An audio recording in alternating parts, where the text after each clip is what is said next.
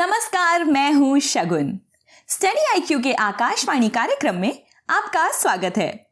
शुरू करते हैं दिन भर की वे जरूरी खबरें जिनसे परीक्षा में सवाल पूछे जा सकते हैं। सागर परिक्रमा प्रोग्राम। केंद्रीय मत्स्य पालन, पशुपालन और डेयरी मंत्रालय सागर परिक्रमा नामक कार्यक्रम शुरू करने वाला है।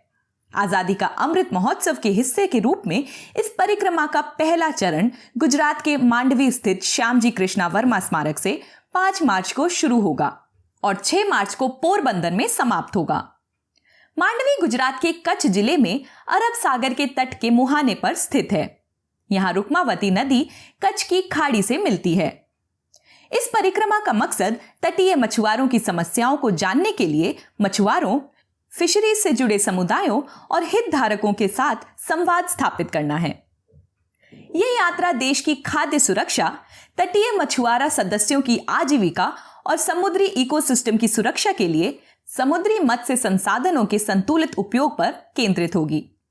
आपको बता दें कि भारतीय तटीय राज्यों की अर्थव्यवस्था, सुरक्षा और आजीविका के लिए महासागर महत्वपूर्ण है।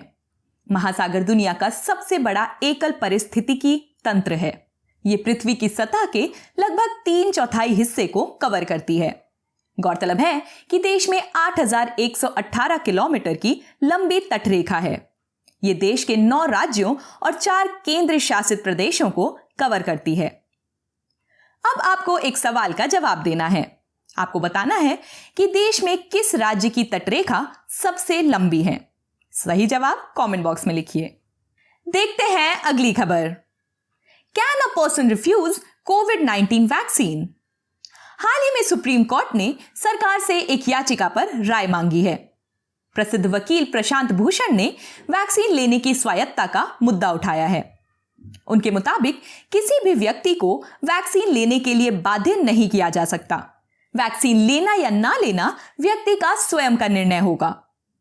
राज्य किसी व्यक्ति के इस मौलिक अधिकार का उल्लंघन करके उसे वैक्सीन लगवाने के लिए मजबूर नहीं कर सकता।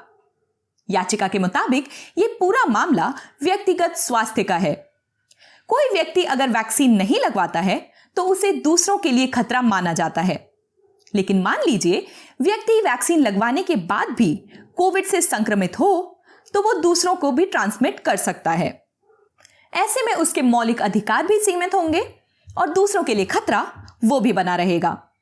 सरकार को चाहिए कि वो एक स्पष्ट रिपोर्ट पेश करें कि वैक्सीन न लगवाने पर कोई व्यक्ति किस तरह चुनौती पेश कर सकता है।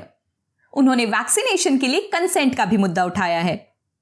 इस पर सरकार की ओर से additional solicitor general Aishwarya Bhati ने कहा है कि इस पॉइंट पर इस मुद्दे को उठाने का कोई मतलब नहीं है।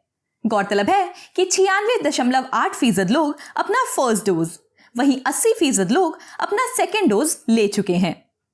कोर्ट ने सरकार से इस मुद्दे पर एफिडेविट सौंपने की बात कही है। चलते हैं अगली खबर की ओर। Russia Ukraine. UNGA यानी यूनाइटेड नेशंस जनरल असेंबली में रूस के यूक्रेन में एग्रेशन के खिलाफ एक रेजोल्यूशन लाया गया था। इसमें 181 देशों ने वोटिंग की, जिसमें 141 देशों ने इसके पक्ष में, वहीं 5 देशों ने इसके विपक्ष में वोट किया। भारत ने इसमें भी तटस्थता का रुख अपनाया। गौरतलब है कि इसके पहले यूनाइटेड नेशन सिक्योरिटी काउंसिल में लाए गए प्रस्ताव पर रूस ने वीटो पावर कर दिया था। आपको बता दें कि UNGA यूएन का एक प्रमुख नीति निर्माता अंग है। यह सभी सदस्य देशों को बहुपक्षीय मुद्दों पर चर्चा करने के लिए एक मंच मुहैया कराता है। इसमें शामिल सभी 193 देशों के वोट की वैल्यू बराबर है। UNGA के कुछ प्रमुख कामों की बात करें तो यह सुरक्षा परिषद की सिफारिश पर सेक्रेटरी जनरल को नियुक्त करती है। यह सुरक्षा परिषद के अस्थायी सदस्यों के चुनाव के लिए जिम्मेदार है। UN बजट को अप्रूव करती है। बढ़ते हैं अगली खबर की ओर। United Nations Environment Assembly. हाल ही में यूनाइटेड नेशंस एनवायरनमेंट असेंबली की बैठक आयोजित की गई। 28 फरवरी से 2 मार्च के बीच चला यह सम्मेलन नायरोबी में आयोजित हुआ। इसे UNEP के द्वारा आयोजित किया जाता है। इस मौके पर 175 देशों द्वारा प्लास्टिक पोल्यूशन को लेकर एक ऐतिहासिक प्रस्ताव अपनाया गया। साथ ही 2024 तक वैश्विक स्तर पर कानूनी रूप से बाध्य यानी लीगली बाइंडिंग एक समझौते की बात कही है। UNEP यानी यूनाइटेड नेशंस एनवायरनमेंट प्रोग्राम का गठन साल 1972 में किया गया था। 2022 में इसकी स्थापना के 50 साल पूरे हो रहे हैं। ये वैश्विक स्तर पर पर्यावरण और सतत विकास से जुड़े मुद्दों पर निर्णय लेने के लिए जिम्मेदार है। इसका मुख्यालय केन्या के नायरोबी में है। प्लास्टिक पॉल्यूशन से मतलब प्लास्टिक के ऐसे एकत्रीकरण से है जिससे हमारा पर्यावरण नकारात्मक तौर पर प्रभावित होता है। इसमें सिंगल यूज प्लास्टिक ने प्रमुखता से भूमिका निभाई है। सिंगल यूज प्लास्टिक से मतलब पानी की बोतल, शैम्पू, चिप्स बैग, कटलरी आदि से है, जिन्हें एक बार यूज करके फेंक दिया जाता है। यहां पर हमारे लिए उन प्लास्टिक के नाम जानना जरूरी है जिनसे ये उत्पादन बने होते हैं। पेट यानी पॉलीएथिलीन टेरेफ्थलेट से पानी की बोतल, डिस्पेंसिंग कंटेनर्स आदि बनते हैं। HDPE यानी हाई डेंसिटी पॉलीएथिलीन से शैम्पू की बोतलें, आइसक्रीम कंटेनर्स बनाए जाते हैं। वहीं पॉलीस्टीरीन का प्रयोग कटलरी में, तो पॉलीप्रोपिलीन का प्रयोग चिप्स बैग, आइसक्रीम टब आदि में किया जाता है। आइए देखते हैं आज की आखिरी खबर। World heritage sites in Ukraine. Ukraine पर रूस के हमले ने मानव जीवन, भौतिक बुनियादी ढांचे के साथ साथ कला, सांस्कृतिक कलाकृतियों और स्मारकों को भी खतरे में डाल दिया है।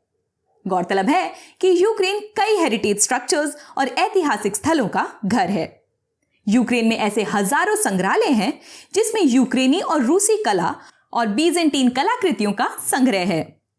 इसके अलावा इन संग्रहालयों में जियोवानी बेलिनी, फ्रांसिस्को गोया और जैक्स लुई डेविड जैसे कलाकारों की पेंटिंग्स का संग्रह है। यूक्रेन की राजधानी कीव में स्थित म्यूजियम ऑफ फ्रीडम और ओडेसा शहर का ओडेसा फाइन आर्ट्स म्यूजियम कुछ इसी तरह के संग्रहालयों के उदाहरण हैं। यूक्रेन में 7 विश्व धरोहर स्थल भी हैं। सेंट सोफिया कैथेड्रल कीव के सबसे मान्यता प्राप्त स्थलों में से एक है। इसके अलावा यहाँ कीव पैचेर सकलावरा भी है, जिसे Kyiv monastery of the caves कहा जाता है। ये एक ईस्टर्न ऑर्थोडॉक्स क्रिश्चियन मोनेस्ट्री है, जिसे 1051 में स्थापित किया गया था। रूसी हमले का शिकार हो चुका खार्किव शहर कई संग्रहालयों और चर्च का घर है। इसके अलावा रूसी हमले ने कीव के उत्तरी किनारे पर स्थित ऐतिहासिक इवांकिव संग्रहालय को भी नष्ट कर दिया है। इस संग्रहालय में प्रसिद्ध यूक्रेनी कलाकार मारिया प्रिमाचेंको की 25 पेंटिंग थी। इनके नाम पर यूनेस्को ने 2009 को प्रिमाचेंको वर्ष घोषित किया था। तो दोस्तों, ये थी हमारी आज की कुछ विशेष खबरें। मिलती हूं कल आपसे इसी समय। नमस्कार।